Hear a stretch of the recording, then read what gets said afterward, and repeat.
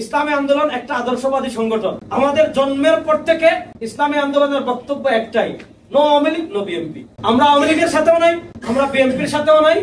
আমরা মনে করি পৃথিবীতে আদর্শ একটাই, এটার নাম ইসলাম। বাস, হিসাব শেষ।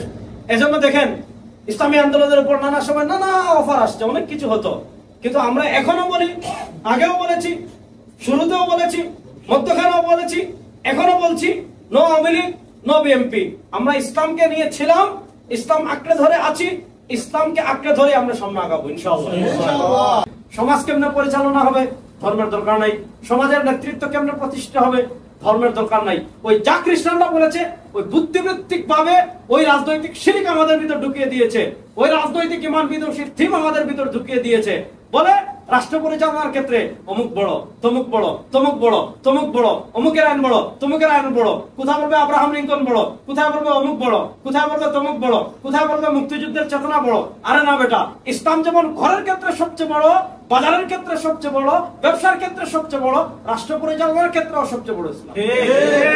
এই চিন্তাটা আমাদের মাথায় এমন ঢুকাইছে। এখানে আপনি বাংলাদেশ দেখবেন, বাংলাদেশে আপনি জিকিরের কথা বলবেন, খুশি, খুব ভালো। আপনি বলবেন ভাই শুক্রবার আজকে মসজিদে জিলাপি দিব, টাকা দেন, দিবে 5 টাকা বেশি দিবে। বলবে ভাই গরু জবাই করে মানুষকে খাওয়াবো, সিন্নি খাওয়াবো, ইসালা সব করবো, 40 করবো, 21 করবো, খুশি। এই লোককেই আপনি বলেন ভাই চোরদেরকে সরাতে হবে, চাঁদাবাজদের সরাতে হবে, টেন্ডারবাজদের সরাতে হবে, দুর্নীতিবাজকে সরাতে হবে, বিদেশে যারা টাকা পাচার করে তাদেরকে সরাতে হবে, আল্লাহকে যারা ভয় করে, মুত্তাকি তাকওয়াবান, নবীর আদর্শ যারা লালন করে, সরওয়ারে দু আলম তাজদারে মদিনা জনাবে মুহাম্মদুর রাসূলুল্লাহ সাল্লাল্লাহু আলাইহি ওয়াসাল্লামের আদর্শ যারা লালন করে, এদেরকে নেতৃত্বে আনতে হবে। বলবে হুজুর আপনি তো নামাজ পড়াবেন, আপনি রোজা রাখবেন, আপনি ইমামতি করবেন, আপনি ঈদের নামাজ পড়াবেন, আপনি ইসালা সওয়াব করবেন, আপনি ইফতারের আগে দোয়া করবেন, ঠিক আছে আপনার কাজ এগুলো। অর্থাৎ আমাদের মাথায় ওই যে খ্রিস্টানদের চিন্তা চেতনা, সেকুলারিজম বলেন, ধর্ম আলাদা রাষ্ট্র আলাদা বলেন, এই চিন্তাটা আমাদের বাংলাদেশের মানুষের মাথায় এমন ভাবে ঢুকিয়ে দেওয়া হয়েছে গত 52 বছরে যে এখন আমরাও ইসলামকে বৃত্তবন্দী করে ফেলেছি। আমরা মনে করি ইসলাম থাকবে শুধু ঘরে, আমরা মনে করি ইসলাম থাকবে শুধু মসজিদে। এজন্য বাংলাদেশের মানুষ দেখবেন মসজিদে যদি নামাজ পড়তে পারে, রমাদানে যদি রোজা রাখতে পারে, শবে বরাতে যদি মোমবাতি জ্বালাইতে পারে, আগরবাতি জ্বালাইতে পারে, খুশি। এজন্য ইসলামী আন্দোলন বাংলাদেশ এটা বাংলাদেশের গতানুগতিক কোন রাজনৈতিক সংগঠন নয়। ইসলামী আন্দোলন এটা একটা ইনকিলাব, ইসলামী আন্দোলন এটা একটা বিপ্লব। এই বিপ্লবের প্রথম ধাপ হলো, আমরা আমাদের টার্গেট হলো বাংলাদেশে এই যে প্রজন্ম যারা গড়ে উঠতেছে, এই প্রজন্মের কাছে আমরা পূর্ণাঙ্গ ইসলামের মেসেজ পৌঁছাই দেবো ইনশাআল্লাহ। আমরা তাদেরকে এটা শেখাবো, বাংলাদেশের ইসলাম মানে শুধু ভারতের গোলামি না, বাংলাদেশের ইসলাম মানে শুধু মোদির গোলামি না, বাংলাদেশের ইসলাম মানে যারা রাষ্ট্র ক্ষমতায় আসবে ভারতের দালালি করবে, দিল্লির দালালি করবে। ওই দিল্লির দালালি করার জন্য বাংলাদেশের মুসলমানরা জন্মগ্রহণ করে নাই, দিল্লির দালালি করার জন্য, ভারতের দালালি করার জন্য এই প্রজন্ম গড়ে ওঠে নাই। আমরা এই প্রজন্মের কাছে প্রথমত এই মেসেজ পৌঁছাই দেব ইনশাআল্লাহ। বাংলাদেশ সব দিক থেকে, ঘর থেকে নিয়ে রাষ্ট্র পর্যন্ত ইসলামকে বিজয় করার জন্য ইসলামী আন্দোলন বাংলাদেশের জন্ম হয়েছে ইনশাআল্লাহ।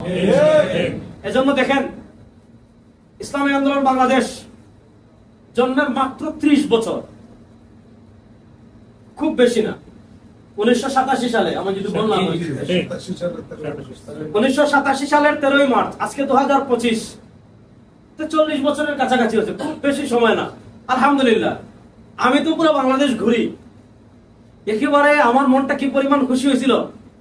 মক্কার কথা বাদ দিলাম, বাংলাদেশের আমি গিয়েছিলাম সম্ভবত খাগড়াছড়ি থেকে ভিতরে লংগদু একটা জায়গা আছে পাহাড়ে, পার্বত্য চট্টগ্রামে, মাশাআল্লাহ। ওখানে যাওয়ার পর যখন আমাদের কর্মীদেরকে দেখলাম, আমাদের সংগঠনের লোককে দেখলাম, আমার কলিজাটা ভরে গেছে। 40 বছর যদি ওই জায়গায় ইসলামী আন্দোলন পৌঁছে যায়, আপনি টেকনাফ যাবেন, আপনি পাহাড়ে যাবেন, আপনি বান্দরবান যাবেন, আপনি আপনার ওই বাংলাদেশের উত্তরবঙ্গের শেষ দিক পঞ্চগড়ের বাংলাপথ আমি গিয়েছি, যেখানে যাই ইসলামী আন্দোলন পৌঁছে গেছে। এই জন্য বাংলাদেশে কেউ যদি ইসলামকে মাইনাস করতে চায়, বাংলাদেশে কেউ যদি দিনকে মাইনাস করতে চায়, অথবা বাংলাদেশে কেউ যদি ইসলামকে গিলে খেতে চায়, ওই হাতকে ভেঙে দেওয়ার জন্য সবার আগে যারা দাঁড়াবে তারা হলো ইসলামী আন্দোলন। এজন্য ইসলামী আন্দোলন একটা আদর্শবাদী সংগঠন। আমাদের জন্মের পর থেকে ইসলামী আন্দোলনের বক্তব্য একটাই, no Awami League, no BNP.